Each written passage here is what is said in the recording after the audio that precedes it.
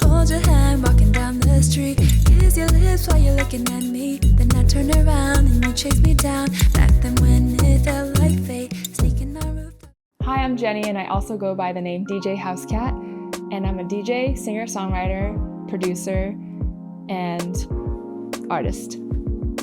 I've been very blessed in my life to have just like amazing friends and family. Like I always am like thanking God because people around me are just so kind and genuine and inspiring. So they've given a lot to me over the years too, like just emotionally, spiritually, even like if I need a hand, things like that. So I'm always thinking like about my goal, and I want to be able to give back. Yeah, I think it's the people around me that motivates me the most. When I was a kid, I would have a lot of feelings, and the only way I could feel better was to like write songs. So that's how I kind of started, and then I used to dance as a kid, so then that kind of helped. It's weird, but I think as a kid it felt like there was like this energy in me, and then whenever I could feel like in my stomach or something, I would feel like, oh, it's there, I have to sit down and write a song because the song is there. It's like giving birth to a child. It's here, I gotta put it out now. And I just sit down and like it comes out.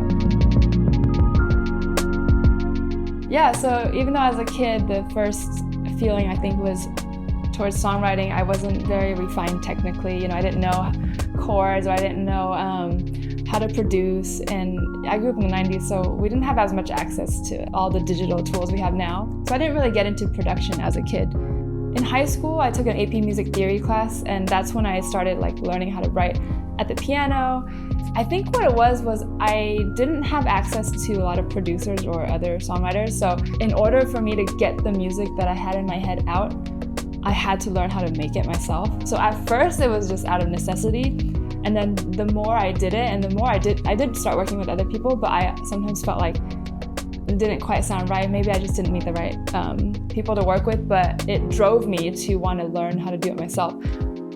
I could put out what's in my head. And then eventually I just really enjoyed it, and I love being able to play with sounds more than just lyrics, so yeah. I hate that I'm in my head, I can't get out of it. I can't just forget all of the memories, all that you were to me. I can't remember why we had to say goodbye. I had to run to place, had to move with things, don't want to waste your time.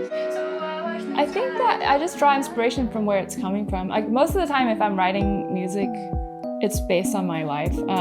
Most of the songs I write are based in real life, like really personal. But occasionally, you know, if you have to write something for an assignment or something, like someone or for someone else, or I still try to draw in the truth maybe of their situation or whatever the case may be. I always try to put myself in the shoes of who it is. Even when we're talking about like not even writing music, but a mix, like as a DJ, if I'm doing weddings, I do a lot of like the cocktail hour mix or things like that, where it's kind of like, it's not what you would typically think of a DJ doing, but what I found over the years has really inspired me is like really to learn about the couple and like their love story and kind of like their music taste, and I try to just put myself in their shoes.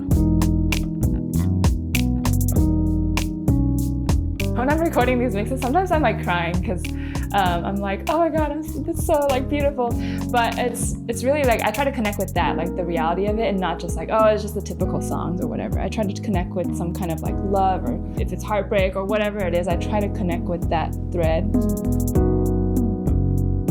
If I could change one thing, I would be bold and more fearless and put stuff out even if it's not perfectly mixed or mastered. Like earlier in my journey, before I even learned to really produce, I wish I put that stuff out, because now I would have a record of it. But a lot of the songs I wrote when I was younger, I never even recorded, so, you know, they're just in my head.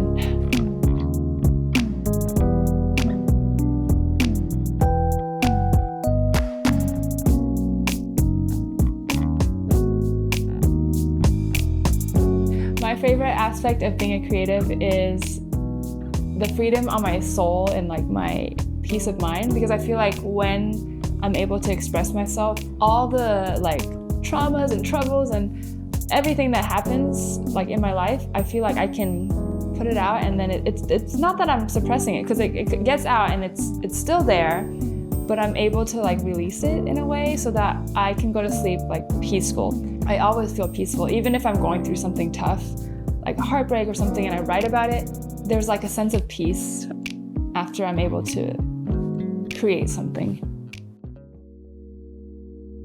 I don't know if I've ever really thought about my key driving force to become a creative, because I don't think it was something I made a choice in the beginning. I think I've just always created as a kid. I guess, but a more intentional force, I would say now, is to serve people in the world and have it be greater than myself, to inspire others to actually go for their dreams and actually be able to express themselves as well. I got all